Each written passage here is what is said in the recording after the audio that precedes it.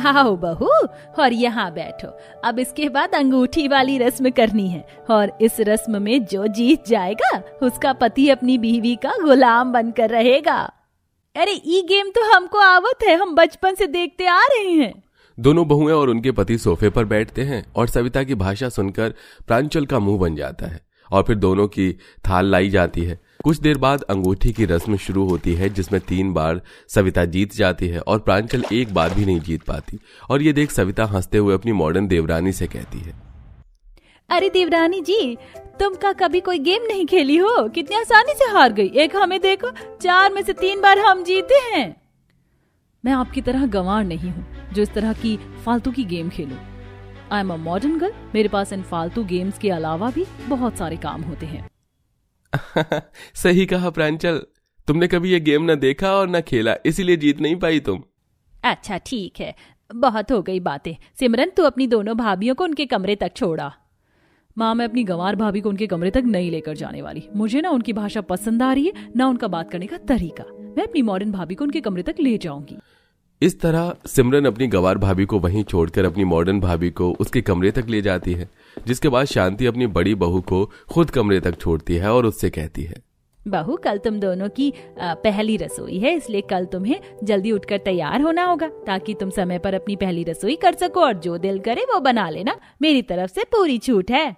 इतना बोलकर शांति अपनी मॉडर्न बहू के पास जाती है और अपनी मॉडर्न बहू को भी वही बोलती है जो उसने अपनी बड़ी बहू को बोला होता है, जिस पर प्रांजल अपनी सास से कहती है, वो सब तो ठीक है माँ जी, पर मैं आपकी गंवार बहू के साथ अपनी पहली रसोई नहीं करने वाली।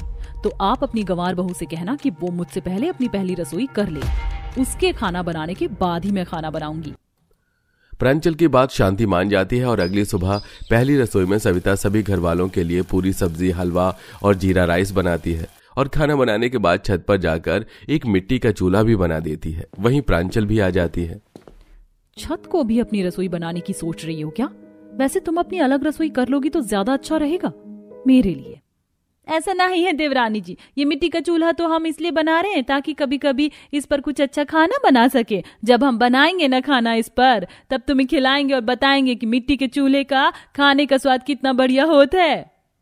मुझे ना इन सब की जरूरत है। मैं तो जा रही हूँ अपनी पहली रसोई के लिए पिज्जा बनाने, जिसके बारे में कभी आपने सुना भी नहीं होगा। इतना बोलकर प्रांजल नीचे जाती है और वो देखती है कि सभी अपने अपने काम में लगे हैं, तो मौका देखकर वो अपनी पहली रसोई करने के लिए रसोई में जाती है और अपने फोन से सभी के लिए एक एक पिज्जा ऑर्डर करती है। अच्छा मौका है, रसोई में रहकर सबके लिए मैंने एक एक पिज्जा ऑर्डर कर दिया। अब मैं अपनी पहली रसोई में इन्हें पिज्जा खिलाऊंगी और सारी तारीफें बटोर लूंगी। भगवान बस इन्हें पता ना चले कि मुझे खाना बनाना नहीं आता। अरे सविता, खाना जब बन गया है तो लगा दो, ऑफिस के लिए लेट हो रहा है। अरे बेटा, थोड़ा सब्र रख। छोटी बहू की भी आज पहली रसोई है, उसका तो खाना आने दे। छोटी बहू, ओ मेरी मॉडर्न बहू, खाना बन गया है तो ले आओ। हाँ लाई माँ जी। अपनी सास की आवाज सुनकर प्रांजल परेशान हो जाती है और रसोई की खिड़की पर खड़े होकर डिलीवरी वाले का इंतजार करती है। इतनी देर में सविता खाना लगा देती है। वहीं कुछ देर में जब डिलीवरी वाला आता है तो वो खिड़की से उससे पिज्जा लेकर सभी के लिए प्लेट में एक एक करके पिज्जा लाती है और जिसे खाकर सविता और शांति प्रांजल से कहती हैं, बहू ये क्या है, तूने जल्दी काम निपटाने के चक्कर में रोटी पर ही सब्जियां पकाकर डाल दी क्या? माँ तुम्हें नहीं पता इसलिए तुम ऐसी बातें करी हो। इसे पिज्जा कहते हैं और मैं बहुत खुश हूँ मेरी मॉडर्न भाभी ने अपनी पहली रसोई में कुछ तो अच्छा हमें खिलाया, ना कि मेरी गंवार भाभी की तरह सादी पूरी सब्जी खिलाई। तो क्या हो गया सिमरन, तुम्हारी एक भाभी गांव से है और एक भाभी शहर से, इसलिए एक ने तुम्हें पिज्जा खिलाया और एक ने पूरी सब्जी। और वैसे भी पिज्जा कभी कभी खाने वाली चीज है, पर मेरी बीवी ने जो खाना बनाया वो तो हम रोज खा सकते हैं, है ना माँ? हाँ बेटा। अपनी गंवार जेठानी की तारीफ सुनकर प्रांजल का मुंह बन जाता है, तो वहीं सिमरन भी अपनी मॉडर्न भाभी का पक्ष लेने से पीछे नहीं हटती।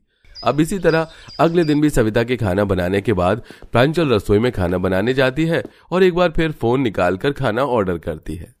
इससे पहले कोई खाना खाने के लिए आए या रसोई में मेरी मदद करवाने आए, उससे पहले आज सभी के लिए लाफिंग नूडल्स और मीठे में चौको लावा केक मंगवा लेती हूँ।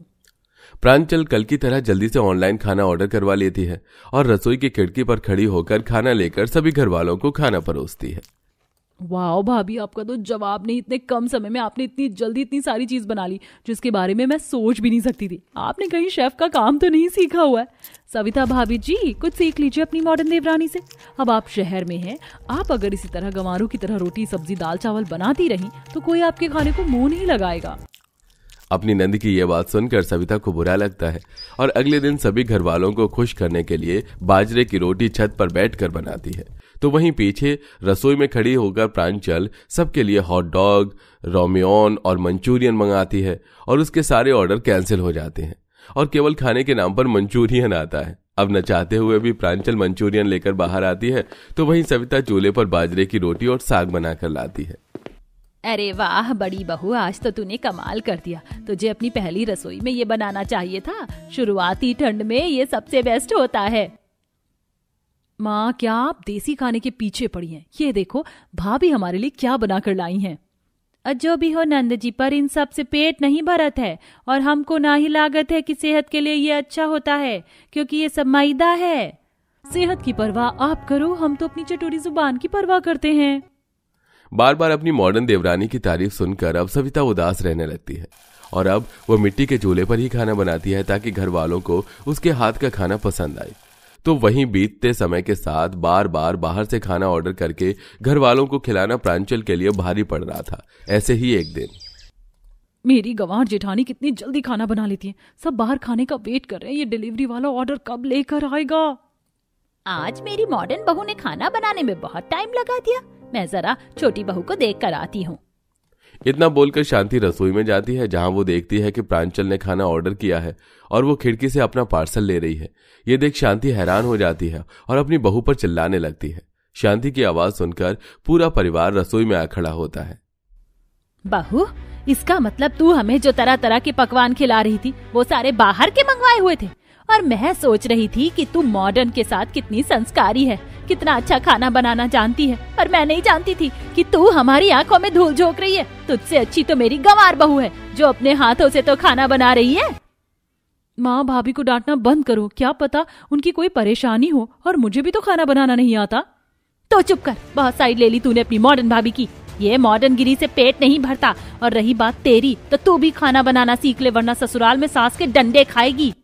माँ जी, मुझे माफ कर दीजिए, पर मुझे खाना बनाना नहीं आता और ना ही घर का कोई काम करना आता है। पर माँ ने मुझे कहा था कि मैं किसी को अपना सच ना बताऊं, इसीलिए आप लोगों से मैंने झूठ कहा। और क्योंकि मैंने पहले ही झूठ कह दिया था और अपनी गंवार जेठानी को नीचा दिखाया, इसलिए मुझे ये तरीका अपनाना पड़ा। बहू, तूने ये सही नहीं किया। तूने अपनी पहली रसोई भी नहीं करी, बाहर से खाना मंगवाकर हमें खिलाया। अगर तूने मुझे सच बता दिया होता तो मैं सविता बहू से कहती, वो तुझे खाना बनाना सिखा देती, पर तूने ऐसा नहीं किया। तो क्या हुआ माँ जी, हम तो अब भी अपनी मॉडर्न देवरानी को खाना बनाना सिखा सकते हैं। आप बस अपना गुस्सा शांत कीजिए और हमें आपकी मॉडर्न बहू से कोई परेशानी नहीं है।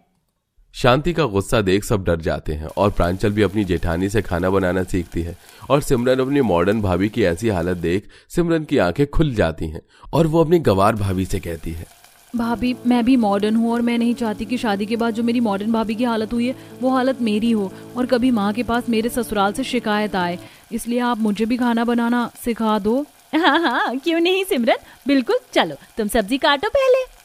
उस दिन न सिर्फ प्रांजल को अपनी गलती का एहसास होता है बल्कि सिमरन की भी आंखें खुल जाती हैं और अब अंकुर भी कभी अपनी बीवी का पक्ष नहीं लेता और बहुत जल्द सविता अपनी नंद और मॉडर्न देवरानी को खाना बनाना सिखा देती है। ओह नो, कितनी ठंड हो रही है ना, और इतनी ठंड में गरम गरम मैगी खाने का मजा ही कुछ और है। ले तू भी खा ले। ओए पागल, मना की ठंड में गरम गरम मैगी अच्छी लगती है, लेकिन तूने अभी खाना खाया होगा, इस वक्त खाना जरूरी था, सो जाती चुपचाप। अरे यही तो मजे हैं सर्द रात में बिस्तर में गरम गरम मैगी खाने का। ये सब मजे बारिश और गर्मी में नहीं आते। बात तो बिल्कुल ठीक कह रही है यार, तुझे देखकर तो हमारा भी गर्मा गर्म मैगी खाने का मन कर रहा है। चल हम तुझसे बाद में बात करते हैं। वैसे हमारी भाभी बहुत टेस्टी मैगी बनाती है, उनसे बनवाते हैं। अपना लैपटॉप साइड में रखकर तीनों नंद रसोई में मैगी का पैकेट ढूंढने लगती हैं। भाभी रसोई से जा रही होती है कि अरे तुम तीनों की तीनों क्या कर रही हो? वैसे तो इतनी सर्दी में अपने कमरे से बाहर नहीं निकलती और इस वक्त क्या ढूंढ रही हो? भाभी बहुत भूख लग रही है, मैगी खाने की क्रेविंग हो रही थी और ठंड में मैगी खाने का तो मजा ही अलग है, वही ढूंढ रहे हैं। आप प्लीज बना दो, 2 पैकेट यही तो रखे थे। वो मैगी का पैकेट मैंने अपने लिए रखा था, पर चलो तुम कह रही हो तो मैं बना देती हूँ। भाभी बहुत ठंड लग रही है, हम तीनों अपने कमरे में जा रहे हैं रजाई में, आप हमें मैगी लाकर दे देना। ये कहकर भाभी तीनों नंद के लिए रात में ठंड में ठिठुर कर सब्जियां काट कर मैगी बनाती है। पता नहीं क्या सिरदर्दी है इन तीनों कार्टून नंदों की। ठंड में अब मुझे मैगी के ये छोटे बर्तन भी मांजने पड़ेंगे। सारा काम करके सोने जा रही थी, आ गई महारानियां। मैगी देखकर मन कर रहा है थोड़ा सा खा लेती हूँ, क्या पता चलेगा। थोड़ी सी मैगी खुद खाकर अनीता अपनी तीनों नंद को दे देती है और फिर रसोई साफ करने लगती हैं। वहीं तीनों नंद मजे से मैगी का मजा लेती हैं। मजा आ गया, क्या टेस्ट है भाभी के हाथों में। सच में रात के समय ठंड में गर्मा गर्म मैगी का अलग ही मजा है। तीनों मैगी खाकर झूठे बर्तन वहीं छोड़ देती हैं और सो जाती हैं। अगले दिन डाइनिंग टेबल पर खाना खाती हैं। वैसे बहू रात को 12 साढ़े 12 बजे क्या खटपट हो रही थी? रसोई में कुछ बना रही थी क्या? वो पापा जी, आरोही दीदी, वो भाभी, पापा मैं रात को भाभी के पास छोटे बर्तन रखने आई थी तो बस भाभी वही साफ कर रही थी। अच्छा, तुमसे टाइम पर झूठे बर्तन अपने आप रसोई में नहीं रखे जाते जो भाभी को परेशान कर रहे हो। इतनी रात को बर्तन साफ करवाने में सब 10-11 बजे खा पी कर सो जाया करो। वैसे भी ठंड है, बीमार होने वाले काम मत करो। बहू भी लेट काम करेगी तो बीमार हो जाएगी। शुक्र है पापा जी आप समझते हो, लेकिन ये तीनों ननद थोड़ी मानती हैं। पर कोई बात नहीं, एक बार की बात तो थी, रोज रोज थोड़ी करेंगी। अरे कोई बात नहीं बहू, बहुत ठंड पड़ रही है। कल मैंने तुझे अपने कुछ कपड़े दिए थे, भूल गई? मेरे कपड़े धो देना। जी माँ जी। अरे भाभी मेरे भी कुछ गंदे कपड़े हैं, आप वो भी धो देना। रूही के बाद उसकी दोनों नंद भी गंदे कपड़े दे देती हैं। कुछ देर बाद अनीता कपड़े धोते हुए बड़बड़ाने लगती है। मैं जब से शादी करके इस घर में आई हूँ ना, सास ससुर ने कम, इन तीनों ननद ने मेरी नाक में दम कर रखा है। अरे मेरी ससुराल की पहली सर्दी है और बार बार ठंडे पानी में काम करवाते हैं। कल ये सोचकर सबके कपड़े धोए कि आज मैं फ्री रहूंगी, लेकिन नहीं, आज भी ठंडे पानी में कपड़े धोने का काम दे दिया है। फिर बहू कपड़े धोकर सुखाती है। रात का रसोई का सारा काम करके जब सोती है कि तीनों नंद आ जाती हैं। भाभी आज 12 बजने से पहले मैगी बना दो, हम तीनों आज भी मैगी खाना चाहते हैं। हाँ भाभी बना दो, ज्यादा लेट हो जाएगा तो पापा गुस्सा करेंगे। अरे 1.5 घंटे पहले ही तो तुमने डिनर किया है। कल तो तुम्हारा मन था, पर आज क्यों मैगी खा रही हो? रात को सोने का समय है, अब तीनों सो जाओ ना। और मैगी का पैकेट तो खत्म हो गया था, कहाँ से आया? भाभी वो हमने शाम को ही 5-6 एक्स्ट्रा पैकेट मंगवा लिए थे मैगी के, प्लीज बना दीजिए भाभी, बहुत टेस्टी मैगी बनाती हैं आप। अच्छा ठीक है, मैं जा रही हूँ बनाने। अनीता तीनों नंद के कहने पर आराम आराम से मैगी बनाकर उन्हें दे देती है और गंदे बर्तन देखने पर गुस्सा करती है। ऐसी ठंड की रातें गुजरती हैं। हर रात को तीनों नंद अपनी भाभी से कहकर मैगी बनवाकर अपने बिस्तर पर खाती हैं और झूठे बर्तन भी छोड़ देती हैं, जिस पर अनीता को बहुत गुस्सा आता है। ऊपर से रसोई की सफाई भी उसे ही करनी पड़ती है। बहुत हो गया इन तीनों ननद का।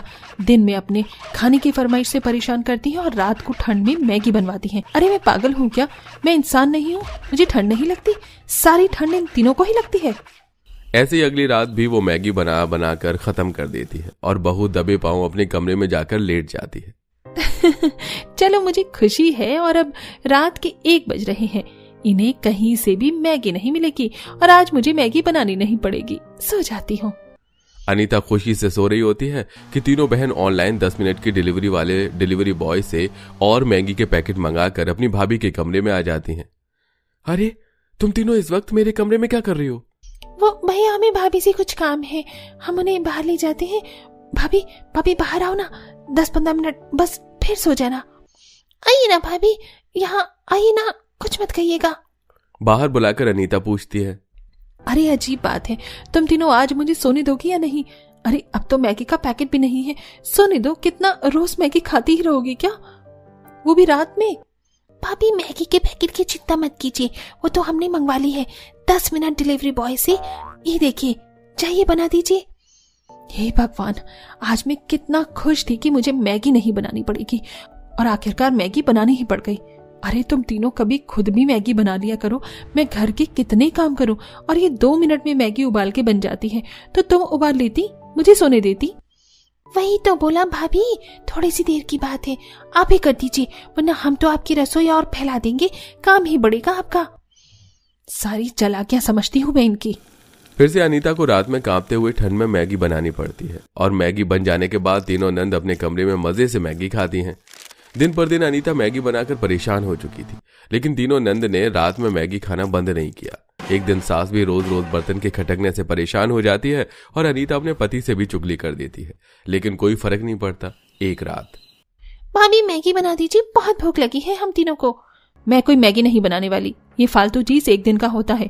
तुमने तो रोज रोज मेरी नाक में दम कर दिया है, और वैसे भी रोज मैदा खाना अच्छी बात नहीं होती है, इससे पेट दर्द हो जाता है। तो मुझे कितना भी मक्खन लगा लो, मैं मैगी नहीं बनाऊंगी, चलो जाओ यहाँ से। अनीता तीनों नंद को अपने कमरे से बाहर निकालकर सो जाती है। तीनों नंद भी मानती नहीं है और खुद से मैगी बनाकर मैगी खाती है। रसोई खराब करती है वो अलग। भाभी को क्या लगता है उनके बिना हम मैगी नहीं बना पाएंगे? मैगी बनाकर हम खा रहे हैं, वो भी गरम गरम। आहा, ये तो हमने भाभी से भी अच्छी बनाई है। पर यार सुबह से मेरे पेट में थोड़ा थोड़ा दर्द हो रहा है। क्या भाभी सही बोल रही थी, ज्यादा मैदा खाना ठीक नहीं है? अरे भाभी की ज्यादा बात मत सुन। रात में तीनों मैगी खाकर सो जाती है। अचानक से उनके पेट में दर्द होने लगता है और चिल्लाने लगती हैं कि घर वाले उन्हें अस्पताल ले जाते हैं। मम्मी, भैया, भाभी, बहुत तेज दर्द हो रहा है पेट में, और मुझे भी। शांत हो जाओ, डॉक्टर अभी चेकअप कर रहे हैं। कुछ ही देर में डॉक्टर तीनों का चेकअप करके रिपोर्ट देता है और कुछ इंजेक्शन लगते हैं। देखिए, आप तीनों ने ज्यादा मात्रा में शायद मैदा खाया है, जिस वजह से पेट में इन्फेक्शन का दर्द हो रहा है। आपकी कुछ दवाइयां चलेंगी, लेकिन इसके बाद आपने एक बार भी जरा सा भी मैदा खाया तो हो सकता है कि तीनों का ऑपरेशन करना पड़े, क्योंकि फिर पेट काट कर मैदा निकाली जाएगी। पेट में मैदा जमने के ऐसे बहुत सारे केसेस आए हैं इस अस्पताल में। क्या पेट काट कर? नहीं नहीं डॉक्टर साहब, मैं कतरा तो क्या, अब से मैदा की तरफ देखूंगी भी नहीं। मैं भी डॉक्टर साहब नहीं देखूंगी, और अब से मैं भी मैगी, मैदा, मोमोज कुछ नहीं खाऊंगी। डॉक्टर साहब आप चिंता मत कीजिए, मैं तीनों का अच्छे से ख्याल रखूंगी। माँ जी, पापा जी, आप चलिए, इन्हें लेकर हम दोनों बिल भर के आते हैं। हाँ बहू। माता पिता तीनों बेटी को कार में ले जाते हैं और अनीता जोर जोर से हंस रही होती है। अनीता तुम पागल हो, जोर जोर से जो हंस रही हो? यहाँ मेरी बहनों की तबीयत खराब है और तुम अलग ही। आज इसलिए हंस रही हूँ कि तुम्हारी बहन ऑपरेशन के डर से काबू में आई, वरना अभी न जाने और कितनी रात ठंड में मैगी बनाकर खाती। क्योंकि मैंने डॉक्टर साहब से कह दिया था, आप थोड़ी डरा कर बात कहना। अगर मैं ऐसा नहीं कहती तो सच में तुम्हारी बहन की यही हालत हो जाती। अच्छा तो फिर ठीक है। इस तरह तीनों नंद रात को तो क्या हमेशा के लिए मैगी खाना छोड़ देती हैं, जिसके बाद अनीता भी आराम से सोया करती है।